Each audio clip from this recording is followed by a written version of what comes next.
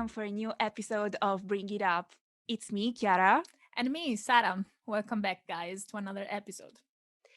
Sarah, today our guest is not so new as usual because Mario is once again with us as a doctor. He will inform us more on the topic we chose for today, which is in particular blood donations. Yeah, we decided to um, like take advantage of his expertise in medicine and talk about a very important topic that usually is not very well known among young people, and it's very, very important. So we decided to talk about that today. So, hi, Mario. How are you? Welcome back on our podcast. Hi, Sarah. Hi, Chiara. I'm good, and thanks for inviting me again. It was fun the first time, and I'm very happy to see what's going to happen today. Yeah, our listeners loved you and loved your episode on art. So we had to bring you back here, of course. So, as Chiara was explaining, today we're going to talk about blood donation. So, you work as a doctor in blood transfusion center, right, in Milan. Yes. Mhm. Can you give us more information and talk about more about what you do? Okay. I have the opportunity to work in a hospital where there is a center dedicated to blood donation. And what I do there is to welcome all the people that want to give blood. And what I do is do a screening for with the people. We I accept them at the hospital and decide with them if they're able to give blood or not. And the first duty that I have there is to make sure that the donation is safe for the donor, and after that, if the blood that they're giving is good for the people that need it. So basically, this is the job. Okay, perfect. So, we want to talk about more deeply into the topic. So, I think Chiara has never donated blood before, and I think she has quite some interesting questions that maybe our listeners can share too. So yeah, we can dive inside this topic and get to know something more about the blood donation process and why we should donate blood, what blood is useful for, and all of that. So Chiara, go on. Yeah, as you said, after a quick research on the internet, is pretty common to find articles speaking about the fact that young people, in particular, they do not donate, and why they are not willing to. Also, is a very is a question that many people ask themselves, and usually this is related to some fears that people may experience when the time comes to donate. So, Mario, as you were saying at the beginning, there are probably some particular prerequisites that the donor has to fulfill in order to be able to donate blood. Can you briefly explain us what does it mean in more specifically? Sure. Um, there are a lot of detailed situations that we could talk about, but when you want to give blood, first of all, you have to be over 18, at least in Italy, and you have to be under 60 for if it's your first time. But we have a lot of donors that keep going after 60 years old and keep going until 65, 67, and so on. So this is the main thing, the age, and you have to weight more than 50 kilograms. Okay, so blood donation is the only place where if you weigh more, we're more happy about it. So people always, they don't want to say how much they weigh and stuff, but if you weigh more, it's better. And the reason is because we don't have, if you weigh less than 50, then you don't have enough blood in your system to give it to somebody else, because we cannot take a small amount. We always have to pick a fixed amount of blood. So this is this is the first thing that people in the street or people that are listening now should ask themselves: Am I the right age? Do I weigh more than 50 kilograms? This is the only thing.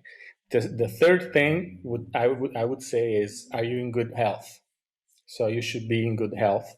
If you have any sickness, maybe like a flu or COVID, like since this is the time, or other things like heart diseases or other things that you've been affected all your life. Maybe you're not eligible to give blood, but the best thing to do is to go to a center near your house, near where you live, and go ask the doctors that work there. Now that you mentioned the COVID itself, has it somehow affected Mhm. the donations? Do you have new procedures or measures implemented in order to make the donation safe? Or has the number of donors raised or Mhm. fall given the current situation with the pandemic? Well, I have to say, there isn't a straight answer to this. Um, First of all, because the pandemic affected everybody and in the center as well. Um, Now we had to change a lot of things. So we cannot accept everybody anymore. So every time somebody shows up, we have to measure the temperature, things that probably we're used to everywhere we go. You know, we have to ask questions. We have to send them an email to tell them what time they have to show up, and they need this email to show the police if they get stopped and things like that. But one thing that probably made everything better is that now where I work is compulsory to call and make a reservation. You cannot come and just show up like that because we can only accept a few people in the same place during the same day. Sorry. So this is something that actually made it better, you know, because people don't have to wait as long as before, and we can work much easier in a much easier way. On the other hand, we used to have a lot of other activities that we cannot do anymore. We used to have a big truck that opens up and it becomes like a clinic. And we used to pick up blood with that in many other places, different towns. And we had a strong connection with the communities around Milan, and we had a lot of people that would come together during weekends and come to this truck to give blood.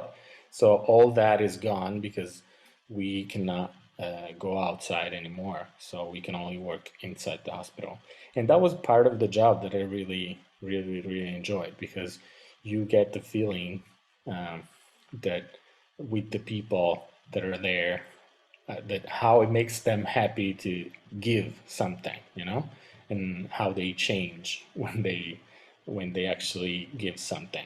So what we usually say is that donation is of blood in particular is the one thing that when you give it, you come out richer than before, you know, because yeah. And when you go to these places, especially, it happens also in the hospital. But I have to say, when we go outside during these weekends, you really you can breathe it with these people in these communities. They're really committed. So that's something that I miss. This thing reminds me of what I read on the World Health Organization page. Yeah. It says that you can consider blood as the most precious gift you can make to someone, because it is what gives the other person life and probably the possibility to live longer, given all the situations in which you can use the blood that has been donated. True. So refer to this. What are the particular cases in which you use the doctors use the blood that has been donated? It's so true because there are many different cases in which blood is used, and not many people know about that. Now we live in a very tech world, so we think that it's easy to synthesize everything. We are able to synthesize proteins and make artificial hearts, and things like that. But the one thing that we're not yet able to do is to synthesize blood. So that is something that it's the only way to get it is to get it through donation. And that's a very important thing. So there are I guess I would say three different categories of patients.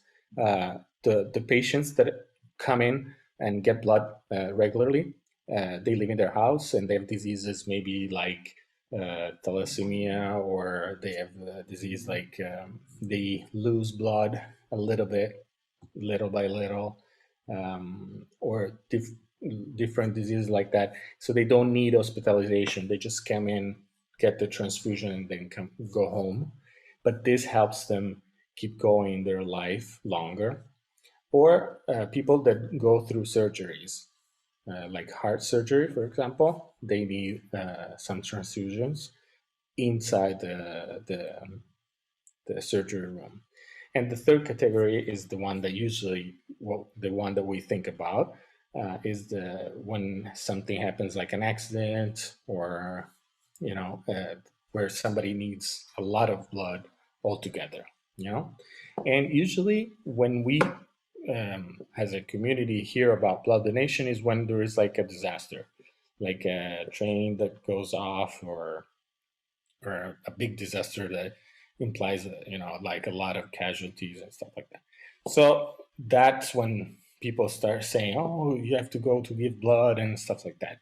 Even with the pandemic, it happened, but usually people say it in the social media, on TV and stuff like that, but without asking the people that are working there, and that is a big mistake, because if you throw a lot of people, if you push a lot of people to go into the nation at the same time, we end up with a lot of blood that don't know what to do with, and blood expires, so after 40 days, blood expires and you have to throw it away. So what happens is that what would be the best?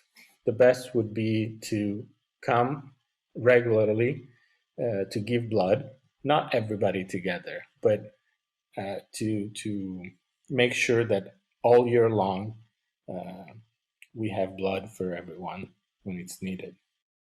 Yeah, and another question, like how often a person can donate blood, and it's different for men and women?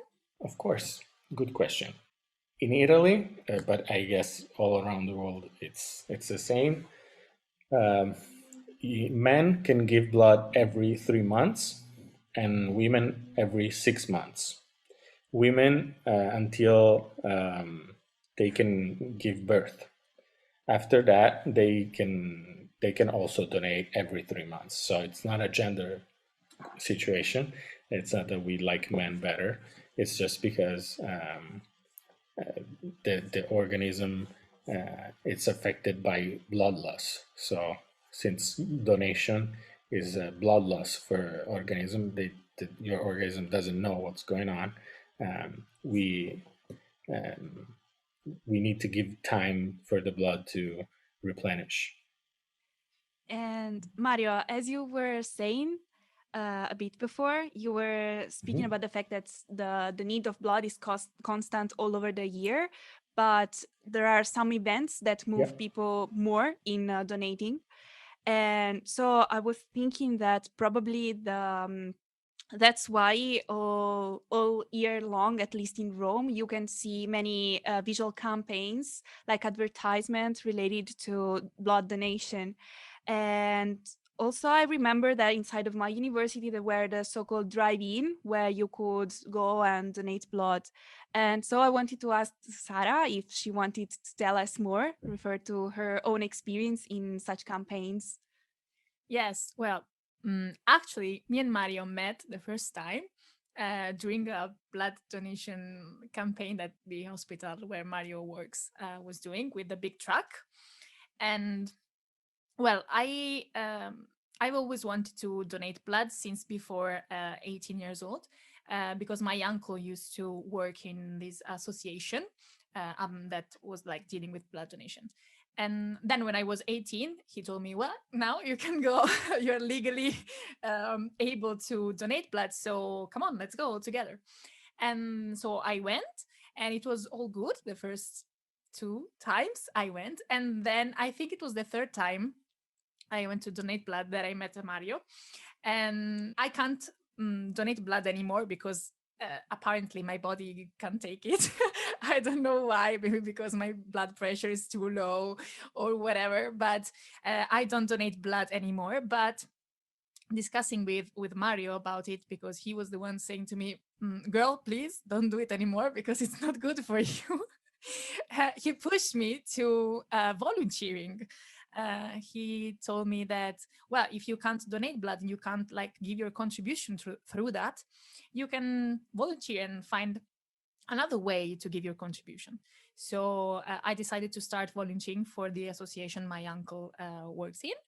And then I just like started to create awareness campaigns, let's say, among young people in universities, schools, in like just in the square of our city and stuff, to raise awareness about blood donation, and explaining also like why we should give blood, and how the blood donation process works, and stuff like that.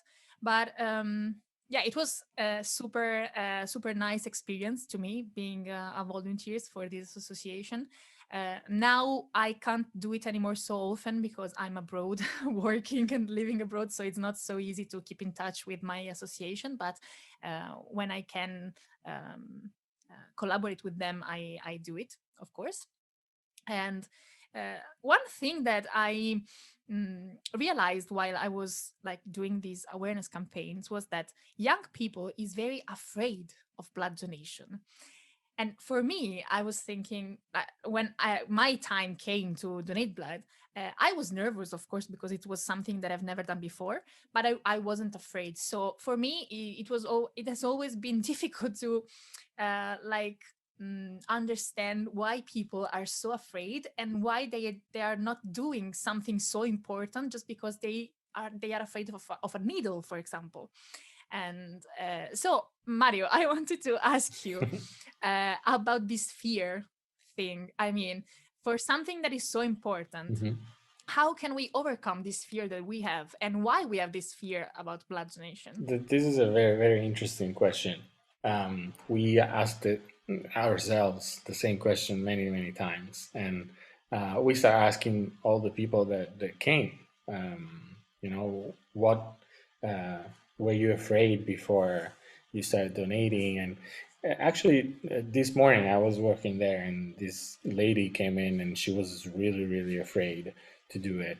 And she was a donor 10 years ago, and she wanted to start again. And she was like all bragging because her kids didn't want to go with her, and because they were afraid and stuff. And I was like, but if you don't want to do it, you don't have to. Okay. So that's a very important thing to start with. I think that if you have fear, you should respect it. You should listen to your fear and maybe talk about it. And what I see usually is that people are very ashamed of their fear. They don't want to show it. They maybe during the visit when we do the check, they say, I'm a little bit scared. is the needle very big, and stuff like that. So they open up a little bit. And what I experience is that if they see that that it's okay to be afraid, they kind of find the courage themselves. So what we saw and is that people think usually people are afraid about the pain of the needle. I would say this is one of the first ones, but more than the pain, they're afraid to have something inside them for a long time. That's what they say.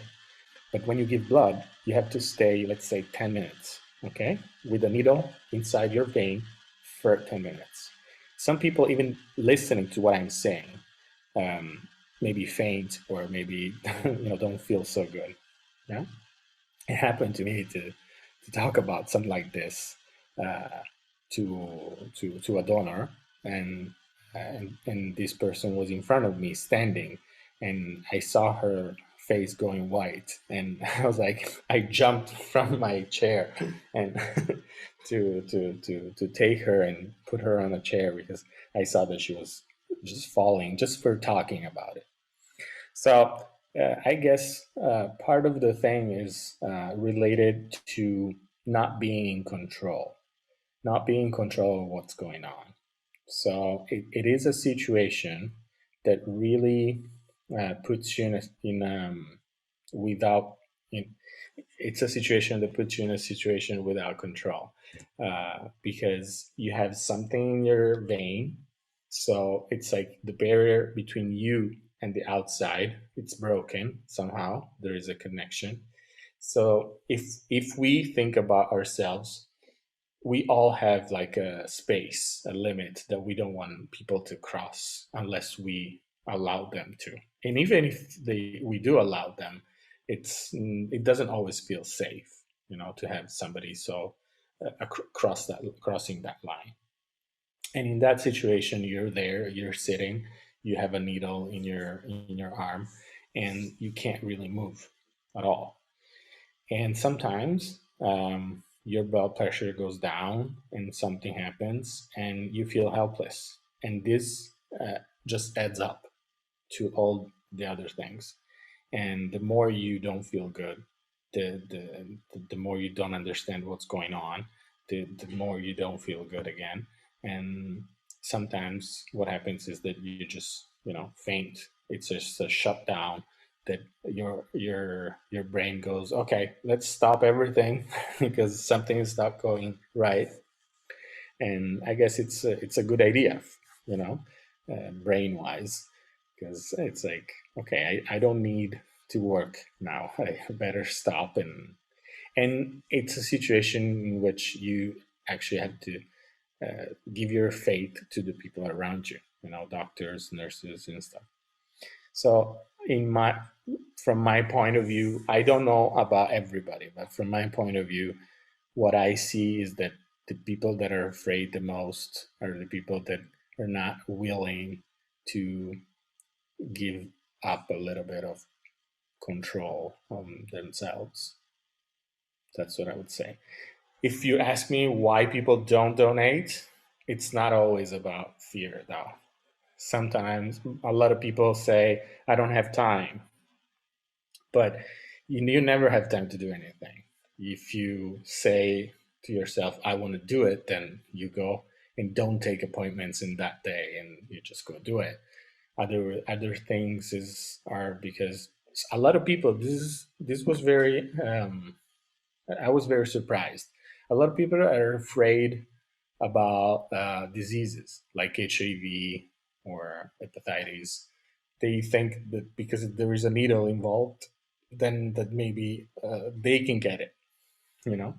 But everybody uses needles that are used just one time, so just for you, you don't use it again. Where other people think that because they have tattoos, they cannot give blood, or if some people think that if you're gay, you can't give blood, and there are many, or if you smoke, that you can give blood. But those are actually all reasons that we don't really care, you know? Yeah, if you're straight, gay, or whatever, it doesn't matter. If you smoke, it doesn't matter. If you have a tattoo, it doesn't matter. You can still give blood. It's very inclusive blood donation. Yeah, it is. It is. I mean, we're very happy to see that slowly this thing is changing. You know, because in the past there was a lot of discrimination. Even it was true that if you were gay, for example, you couldn't give blood. You know, there was a rule, but now that law is taken out because it doesn't make sense. You know, and we're very happy because in our center we have a lot of people that are families. You know, they're all welcome. They're, we do love all of them. We spoke about fears related to blood donation, and this is something that refers to the previous stage, the stage before you actually put the needle inside your veins. But what happens after you donate? What happens after the needle is removed from your veins? What is the feeling that people experience? The feeling of a new life that starts. uh, well, in the best case, that's what happens. In the worst case scenario is you faint, and so you black out and you don't remember anything. And then you see me with my face saying, "Are you okay?" And then, but no, I have a worst case scenario that it's fun. If it's not too much Quentin Tarantino, maybe I could tell you about it. I'll tell you about it. Then, if you don't want, you can cut it. Now, Sarah was very much. It was a lot of fun when she was not feeling good. I'm the case number 2. I'm the fainting case. She's the fainting case.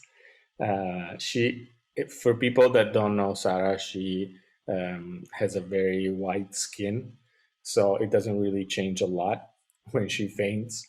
But that day it was really, really white, Whiter than usual. whiter than usual, and it was so much fun because she's one donor that doesn't feel good but still wants to keep going. You know, so there's people that are saying, I'm not feeling well, but keep going, keep going. I want to finish, you know, because they're very committed. So sometimes we have to tell them it's okay if you don't finish, you know, and let's stop now because it could be worse.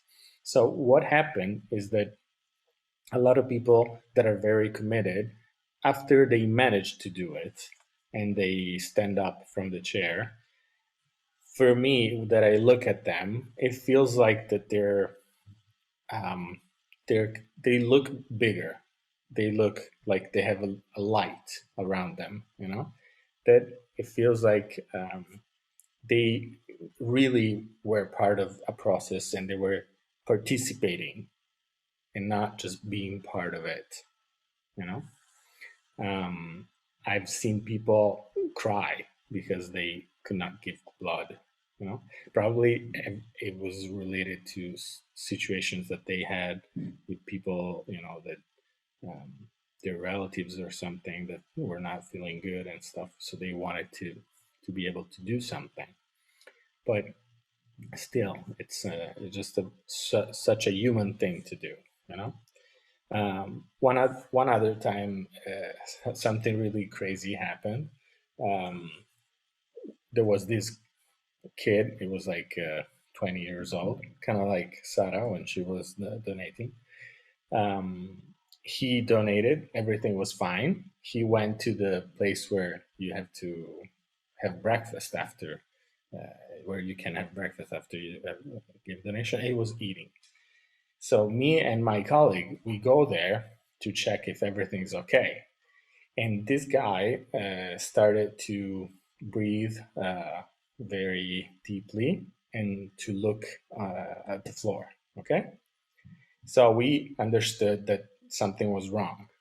So we decided to pick him up and to lay him down on the floor because this way he would feel better until we waited to take him away. But the moment we touched him, I was taking his feet and my colleague was taking his arms. The moment we touched him, the guy flipped his head in the back, and we picked him up to put him on the floor. And as he flipped his head backwards, he threw up in the air like a geyser, like really a fountain.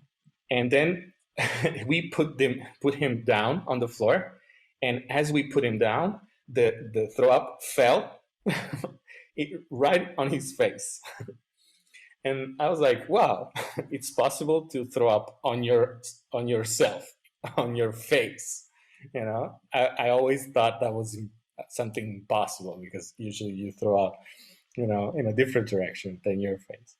So, and then right after he woke up, because he was a little bit, he lost consciousness just for 1 second. And then he woke up just after he was hit. And it was like, what happened? What happened? And we were like, man, you don't want to know. So that was fun. It was hilarious because, of course, it wasn't something happy for him, but it nothing really serious happened. So we can talk about it. But one thing more that was very, very interesting about that is that after that, we took him to a different place to let him rest a little bit. And his mom, that was donating, saw him being taken away, and she made fun of him because of that, because he was weak in a way, because he felt like that. And I don't know. We can't say anything more about that because we don't know them. But you see the implications and the relations that are there all the time. So what I say usually to people, even if you can't donate, just the fact that you came in and people saw you coming in and wanting to do this, or when you're gonna tell your friends or your family about it, it's already a very important thing.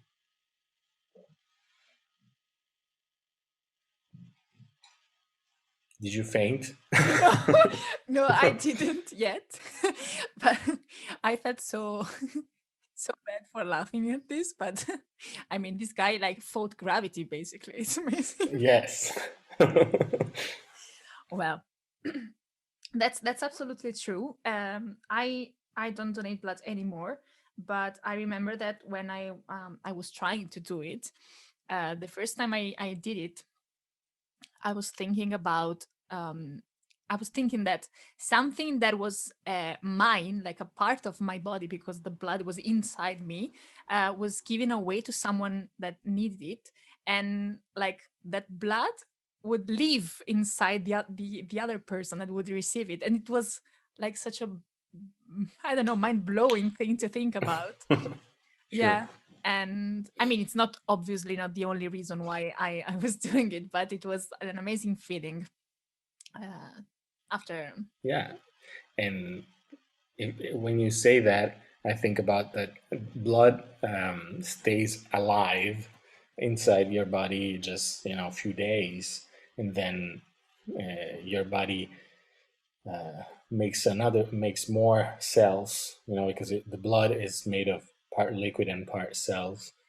So the cells have a lifespan, and after that they're recycled. So when you say that, that it gives you a strong emotion to think about that. Think about giving your marrow. Giving your marrow is like a marrow transplant. Through a marrow transplant, your marrow will live forever in somebody else's bones. And with that donation, which is a little bit different from blood. Blood you can give, we said, 4 times a year or 2 times a year.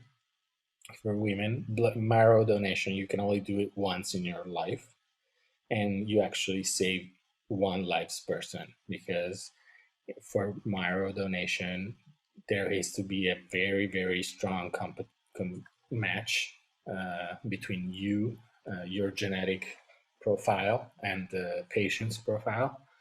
So you are the only person that can give the marrow to that person. Otherwise, that person dies without it. So that's very, very, very important to do. Yeah, I'm also registered to the marrow donation register, let's say, Just in just Italy. in case. Just in case, and also to the organ one, because you never knows. I mean, I'm not going to need my organs anymore when I die. So if I can donate them, I will for sure. Yeah. Yeah, and it's another like blood donation, I think it requires more commitment, let's say, because you have to do it very regularly. And marrow donations not, because you have to find the perfect match, let's say, for you. I would say it's not a commitment, a lot. I would say a strong commitment, time wise. You know, like for blood, it's very easy. You can do it in, like, let's say, half an hour. Everything, you're done. But it's better if you do it many times a year, like 4 times a year. It would be the best. But we're very happy even if you come in only once. You know, it depends on your things. But I would say commitment wise, marrow donation needs a very strong commitment once you're picked. So you register and you actually don't do anything and you just wait. So one day you get a call and you come in. We do the checks and you're the person, you're the one that gets to save somebody's life. And that in that moment when you decide, okay, yes, I want to do it, you are reminded that in any moment you can give up. You can say, even at the last moment before you go in to give it, you can say, no, I changed my mind, I'm going to go home.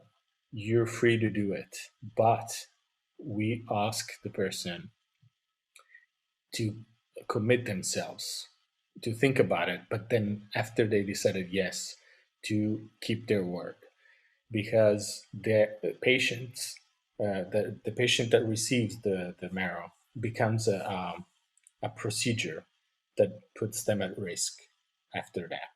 So it's very dangerous for the patient. So it actually never really happened, but I would say that's the only time that you have to do it, maybe one time, but it's a very strong commitment. And we've seen many uh, I don't know, many emotional things happening. I've seen very, because the patient and the donor can never meet, so they don't know who they are. And sometimes they're across the world. Many times we ship to Canada, for example.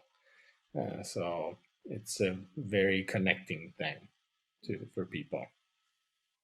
Yeah. And as you were mentioning before, like, for example, for blood donation, it's good, for example, if a person, a man in that case, should be, goes donating blood 4 times per year. And I was thinking about that. It's good to mention, what are the benefits of blood donation for the blood donor? You mean health-wise or for Health-wise? Yes, health-wise, because I think we already spoke about the feeling about it? emotional. Yeah. And Well, first of all, you're checked. So you come in, you speak to doctors, and you get a full check, and also a regular check of your blood. So let's say blood pressure, heart frequency, and all the routine exams. Your blood cells, and how your liver works, and your kidneys and stuff like that. If there's infections or other things like that.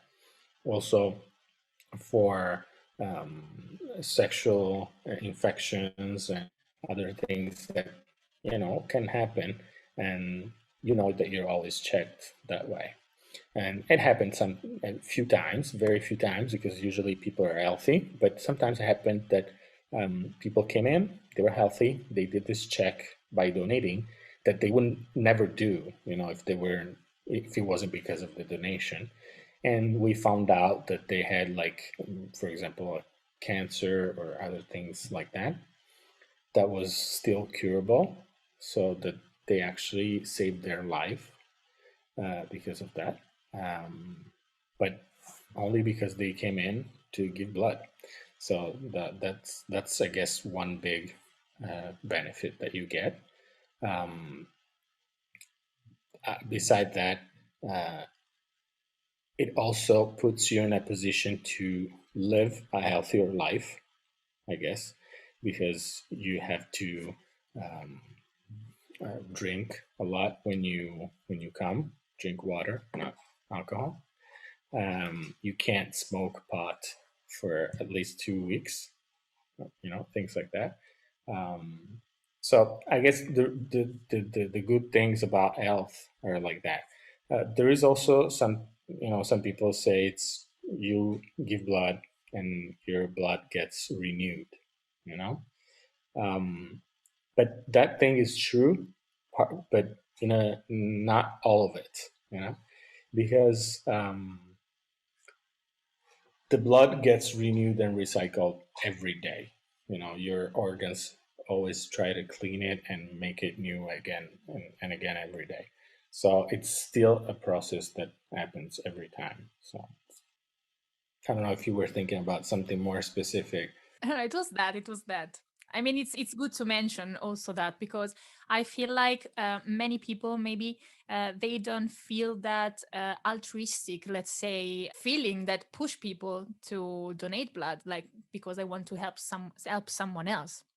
But I mean, you don't have to feel that need to help someone to donate blood. You can also do it, like, let's say, for yourself, like in a more egoistic way, because I mean, it's also good to. But yeah, I think altruism, it's a form of egoism, and egoism, it's not a bad thing. It's a very good thing. It's what keeps you alive. So you should hang on to it. But in our culture, this is not what they teach us.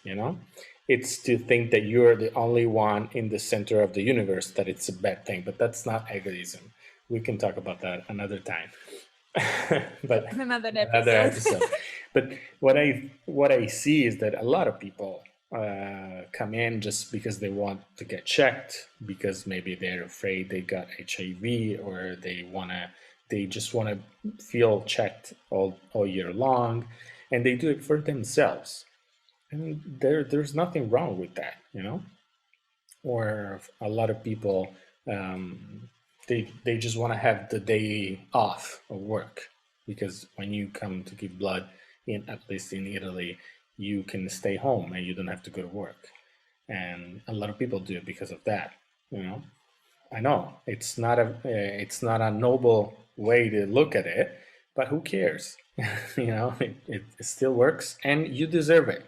You need to rest. You can't go to the gym or go to run or drive for a long distance, drive airplanes or buses, or go diving or things like that. So you just stay home and rest.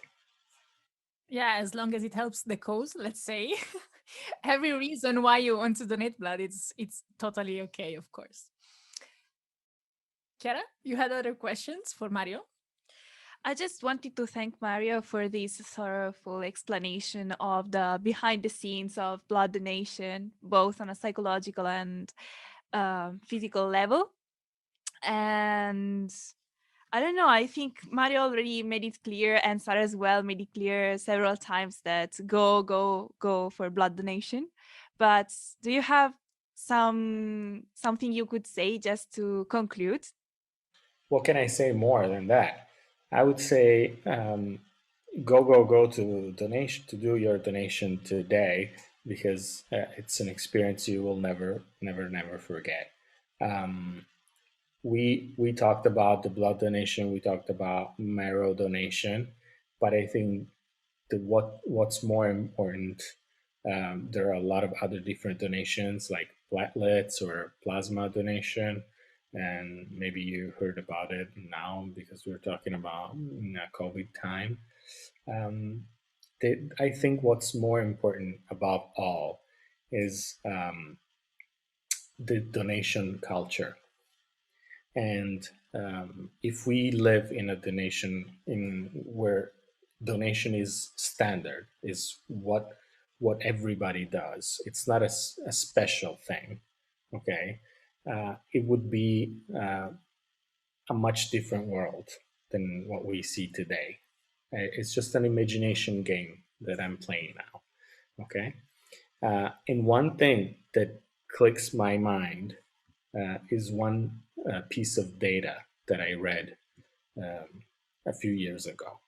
In Italy, we are blood sufficient. So we get all the blood from the people that live in Italy for the needs that we have. But in the past 5 years, we would not be sufficient if there were no immigrants because the Italians are not donating anymore as much as before. And if we did not have immigrants, like some people don't want, we would not be sufficient, and we would need to buy blood from abroad. That's something that always moves me because it's a way for people that come from a different part of the world to really contribute in a community and really gives me back that sense of world community that I see when I go around. Like from space, there's no boundaries. We're all on the same ship traveling through space. So that's one small place where something like that happens, Italy in the middle of the universe. But that gives me back the amplitude of this little gesture. I think these are beautiful words and beautiful thoughts. Thank you very much, Mario, for sharing them with us. Thank you. Well, I think that we dived very deeply into the topic. It was a very interesting chat about blood donation. And of course, for all our listeners, if you want to donate blood, reach out to your nearest hospital or association. There are probably plenty of them around you. You don't know about them. And just donate because it's a beautiful thing. So thank you very much, Mario, for being our guest today. Thank you, Sarah. Thank you, Chiara. I have the feeling that we are going to hear your voice again soon at some point. I'll be very happy. So thank you for listening to today's podcast. And well, see you next time. Bye.